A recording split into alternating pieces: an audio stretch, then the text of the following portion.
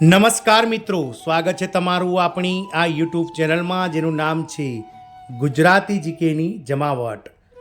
તો મિત્રો, ઘણા લાંબા સમયથી કેન્દ્ર સરકારના 1.15 કરોડ કરતાં વધારે કર્મચારીઓ અને વિવિધ રાજ્ય સરકારના કરોડો કર્મચારી અને પેન્શનર્સો સરકાર સામે જે છે તે મિત્રો 1 જાન્યુઆરી 2025થી કેટલું ડીએ સરકાર વધારશે તેને લઈ અને મિત્રો નાણાં વિભાગ સામે મીટ માંડીને બેઠા છે। ત્યારે આ રાજ્ય સરકાર દ્વારા આગામી 1 એપ્રિલથી ડીએમાં જે છે મિત્રો વધારો જાહેર કરી દેવામાં આવ્યો છે, જેના માટે આ રાજ્ય સરકારના નાણાં વિભાગે પણ આદેશ જારી કરી દીધો છે। જાણીએ વિડીયોમાં વિગતવાર કે કઈ રાજ્ય સરકારના નાણાં વિભાગ દ્વારા 1 એપ્રિલથી જે છે તે મિત્રો મોંઘવારી ભથ્થામાં વધારો જાહેર કરી દેવામાં આવ્યો છે। આ વધારો ક્યારથી અમલમાં આવશે, શું મિત્રો કર્મચારી અને પેન્શનર્સોને ડીઆરનું એરિયર્સ મળશે કે શું, તેને લઈ અને વિડીયોમાં થોડી વિગતવાર ચર્ચા કરીએ। તો વિડીયોના અંત સુધી આપ બન્યા રહો અને આપ જો અમારી ચેનલમાં પહેલીવાર વિડીયો જોતા હોય તો અમારી ચેનલને લાઇક, શેર, સબસ્ક્રાઇબ કરી બાજુમાં રહેલું બેલ આઇકોન દબાવીને ઓલ નોટિફિકેશન ઓન કરી લો, જેથી કરીને ચેનલ પર મૂકવામાં આવતા આવા ભરતીઓનો નોટિફિકેશન, સરકારી કર્મચારી, પેન્શનર્સ વગેરેને લગતા ન્યૂઝ તમને અમારા ચેનલના માધ્યમથી સરળતાથી ઉપલબ્ધ થઈ જાય। તો 1 એપ્રિલથી વધેલા ડીએ સાથે પગારમાં આપવામાં આવશે વધારો, નાણાં વિભાગે આદેશ જારી કર્યો છે। નાણાં વિભાગ દ્વારા જારી કરાયેલા આદેશમાં જણાવવામાં આવ્યું છે કે આ મોંઘવારી ભથ્થું 1 માર્ચથી લાગુ કરવામાં આવ્યું છે। વાત કરીએ મિત્રો છત્તીસગઢની, તો રાજ્ય સરકારી કર્મચારીઓ માટે મોટા સમાચાર છે। કર્મચારીઓના મોંઘવારી ભથ્થામાં વધારો કરવામાં આવ્યો છે। 1 એપ્રિલથી કર્મચારીઓને વધેલા પગાર સાથે વધેલો ડીએ પણ આપવામાં આવશે। નાણાં વિભાગ દ્વારા આ માટે આદેશો જારી કરવામાં આવ્યા છે।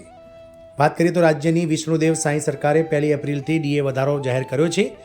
રાજ્યની વિષ્ણુદેવ સાંઈ સરકારે રાજ્યના કર્મચારીઓના મોંઘવારી ભથ્થામાં વધારો કર્યો છે। આજે નાણાં વિભાગે મોંઘવારી ભથ્થામાં વધારા અંગે લેખિત આદેશ પણ જારી કર્યો છે। ગુરુવારે નાણાં વિભાગે મોંઘવારી ભથ્થાના સુધારેલા દરો માટે એક આદેશ જારી કર્યો છે। નાણાં વિભાગ દ્વારા જારી કરાયેલા આદેશમાં જણાવવામાં આવ્યું હતું કે આ મોંઘવારી ભથ્થું 1 માર્ચથી લાગુ કરવામાં આવ્યું છે। કર્મચારીઓને 1 એપ્રિલથી લાભ મળવાનું શરૂ થશે।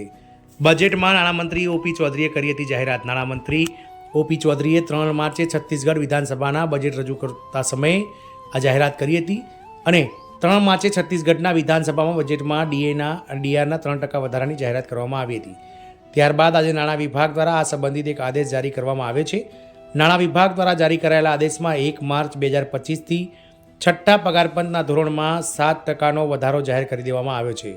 આ ઉપરાંત 1 માર્ચ 2025થી 7મા પગાર પંચના ધોરણોમાં 3%નો વધારો કરવામાં આવ્યો છે।